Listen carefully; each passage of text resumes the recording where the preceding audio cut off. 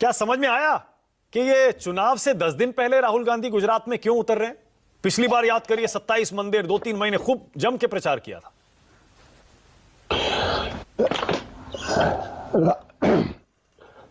मानक दो तीन चीजें हैं। पहली बात तो यह है कि राहुल गांधी इस वक्त भारत जोड़ो यात्रा कर रहे हैं और 2 महीने से ज्यादा वो भारत जोड़ो यात्रा लगातार कर रहे हैं और अब ये भारत जोड़ो यात्रा ये फरवरी के अंत तक जाएगी। तो दोनों चीजें एक साथ नहीं हो सकती कि वो भारत जोड़ो यात्रा भी करें और गुजरात में प्रचार भी करें। लेकिन एक बात जरूर भारत जोड़ो यात्रा के साथ हुई है, वो ये कि कांग्रेस पार्टी को लेकर और खुद राहुल गांधी को लेकर एक परसेप्शन में बदलाव धीरे धीरे आ रहा है। क्योंकि वो जो केरला से उन्होंने अपनी यात्रा शुरू की थी कन्याकुमारी से, उसके बाद से महाराष्ट्र में भी एंटर करने के बाद भी हर जगह उनको जबरदस्त तरीके से समर्थन मिल रहा है। और अगर यह समर्थन मिल रहा है, इसका मतलब राष्ट्रीय स्तर पर एक बदलाव या परसेप्शन का बदलाव देखने में आ रहा है। अगर वो परसेप्शन का बदलाव है तो उसका असर गुजरात में भी पड़ेगा, और अगर गुजरात में पड़ेगा तो राहुल गांधी वहां 2 रैली करें या 10 रैली करें, इससे कोई बहुत ज्यादा फर्क पड़ने वाला नहीं है।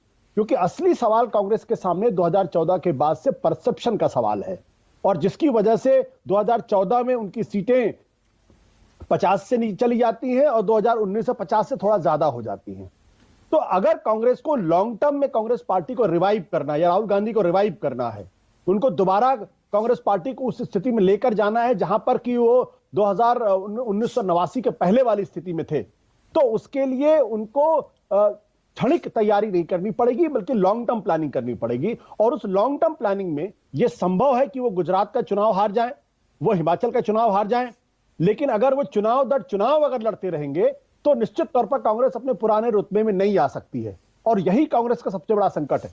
मुझे लगता है कि राहुल गांधी अगर गुजरात गए हैं तो वो भी एक तरीके की खाना पूरी है, क्योंकि 2 दिन रैली करने के बाद कांग्रेस की ताकत में कोई बहुत जबरदस्त इजाफा हो जाएगा वो दिखाई नहीं पड़ता है। लेकिन एक बात साफ है कि इस बार कांग्रेस ने गुजरात में अपनी स्ट्रेटजी बदली है, क्योंकि पिछले 4 चुनाव में एक ही स्ट्रेटजी पर लगातार काम कर रहे थे और वो काम करती हुई दिखाई नहीं पड़ी। तो अगर वो डोर टू डोर कैंपेनिंग की बात कर रहे हैं, अगर वो खटिया कैंपेनिंग की बात कर रहे हैं, अगर वो साइलेंट तरीके से काम करने की बात कर रहे हैं, अगर वो, तो हो सकता है कि स्ट्रेटजी में बदलाव से लोगों को आपत्ति हो, लेकिन हो सकता है ये स्ट्रेटजी उनके काम आए। तो एक एक्सपेरिमेंट है, इस एक्सपेरिमेंट को देखना पड़ेगा। और अभी इसके बारे में कुछ भी कहना बहुत जल्दबाजी होगी कि भारत जोड़ो यात्रा का क्या फर्क पड़ने वाला है और गुजरात में जो साइलेंट कैंपेनिंग उसका क्या फर्क पड़ने वाला है। अब आशुतोष